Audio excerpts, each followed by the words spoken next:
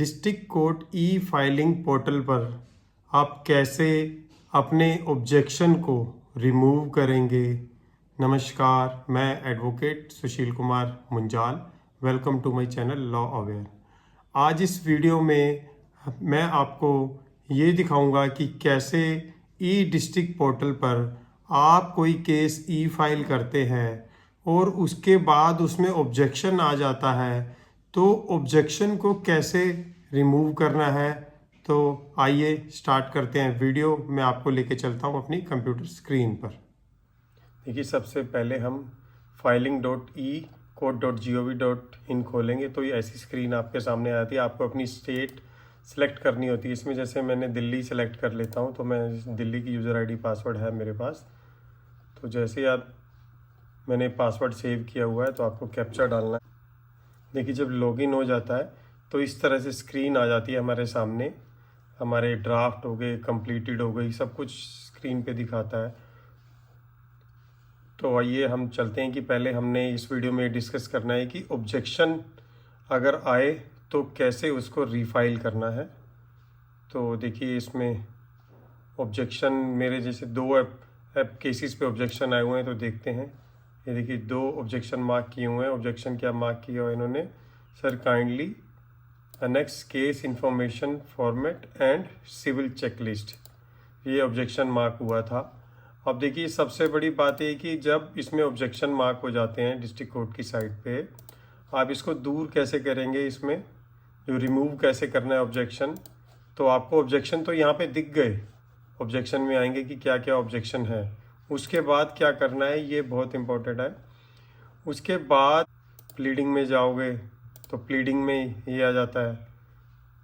तो आप यहाँ पे सर्च करोगे न्यू केस, यहाँ पे नहीं है कोई भी केस। अगर आप टाइप भी करोगे तो वो नहीं दिखाता। आप सर्च माई केस, अब सर्च माई केस में भी वो केस नहीं आ रहा ऑब्जेक्शन वाला। और वो सर्च माई केस में इसलिए नहीं आ रहा क्योंकि वो अभी तक केस ऑब्जेक्शन में है, मेरी रिकॉर्ड में नहीं चढ़ा वो केस जो ई फाइल कर रहा हूँ मैं उसमें, इसलिए रिकॉर्ड पे नहीं लिया उन्होंने। तो इसलिए, नहीं तो अगर वो रिकॉर्ड पे हो जाता तो उसमें ऑब्जेक्शन ही नहीं था, और उसमें ऑब्जेक्शन भी आता रही रिकॉर्ड पे होने के बाद, तो इसमें सर्च माई केसेस में आ जाता। तो इसलिए वो केस ऐड ही नहीं किया उन्होंने अभी तक। अब न्यू केस में जाएंगे तो भी नहीं लेगा वो,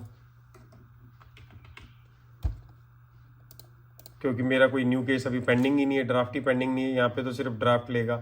तो अब देखिए क्या करना है कि जब आपका ऑब्जेक्शन आ जाए, आपने देख लिया प्लीडिंग में जाके नहीं कर सकते उसको, केस फाइल में जाएंगे तो न्यू केस फाइल होगा। तो अब क्या ऑप्शन है, ये इम्पोर्टेंट है।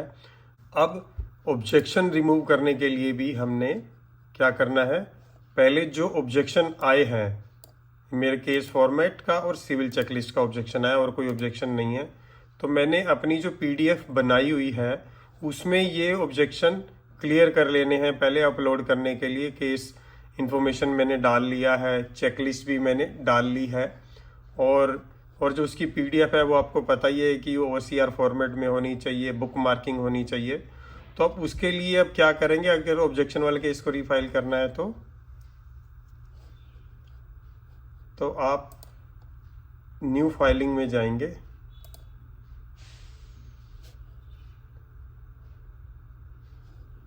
न्यू फाइलिंग में जाने के बाद आपको यहाँ से सारी चीज़ें दोबारा भरनी हैं, और आपको सब कुछ पूरा, जैसे जो भी डिस्ट्रिक्ट था यहाँ पे जो भी सब कुछ है, वो आपको पूरा का पूरा सारा इन्फॉर्मेशन दोबारा भरनी है, जैसे ही आपने न्यू केस फाइल करते समय किया था।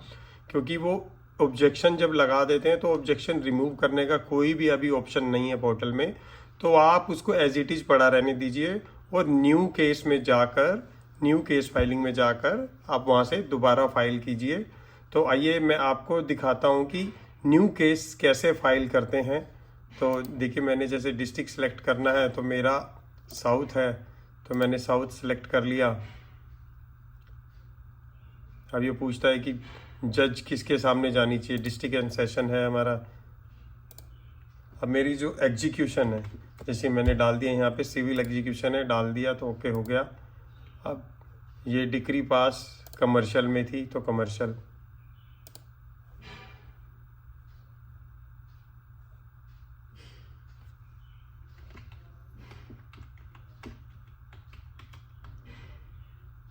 अब यहाँ पे वो डिटेल पूछ रहा है पार्टी की।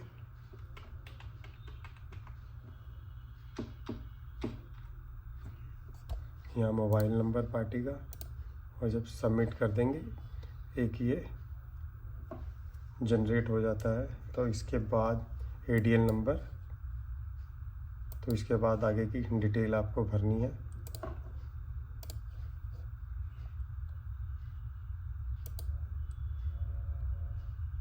तो जब आप ये सारी डिटेल भर लेंगे, जैसे इसमें फादर नेम मैंडेटरी नहीं है तो आप इसको स्किप भी कर सकते हैं। जो चीज़ें मैंडेटरी हैं वो आप डालिए बस। एड्रेस यहाँ पर मैंडेटरी है, एड्रेस आपको डालना है। फिर अपडेट करते हैं। तो अब देखिए हो गया, स्पेशल कैरेक्टर हटाते ही डिक्री होल्डर की डिटेल। अब जो यहाँ पे डिक्री होल्डर, आप जजमेंट डेटर पे क्लिक करेंगे तो उनकी जजमेंट डेटर मतलब जो रिस्पोंडेंट है उनकी डिटेल आएगी। आपको यहाँ पे नेम डालना मैंडेटरी है।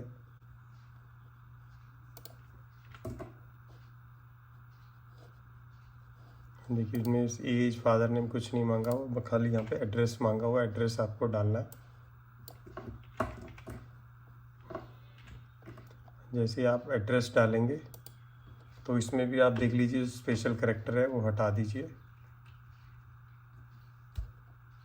देख लेते हैं, कई बार सेव करते हैं तो हो गया, इस बार ले लिए। ठीक है, सेव हो गया। तो नेक्स्ट पे क्लिक करेंगे। अब वो पूछता है कि फैक्ट्स डेट, कि फैक्ट की डेट क्या है, टाइम क्या है। तो ये भी आई थिंक मैंडेटरी नहीं लग रहा। Fact details tab is not compulsory, देखिए पहले ही कह रहा है तो हम इसको स्किप कर देते हैं। अब कॉज ऑफ एक्शन पूछ रहा है कि कब हुआ, date of cause of action. Cause of action हमारे केस में रिकवरी का है तो रिकवरी, और ये कब अराइज हुआ तो वो पूछ रहा है ये। तो हम यहाँ पे डेट डाल देते हैं हमारे जो हमारे पास डिटेल है।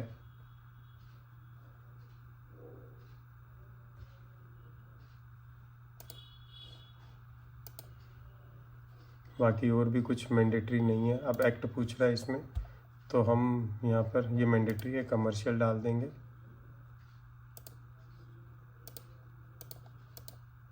और आपको सेक्शन भी डालना होता है।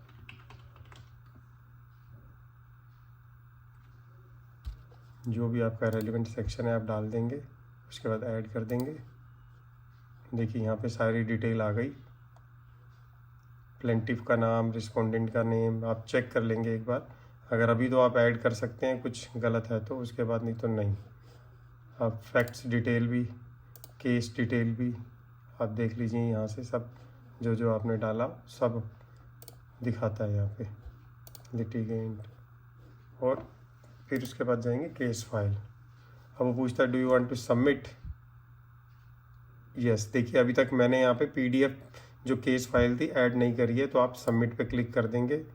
अब हो गया हमारा केस ई फाइल सक्सेसफुली सो। अब हमें क्या करना है, जब ये ई फाइल हो जाए उसके बाद फिर हमें प्लीडिंग में जाना होता है।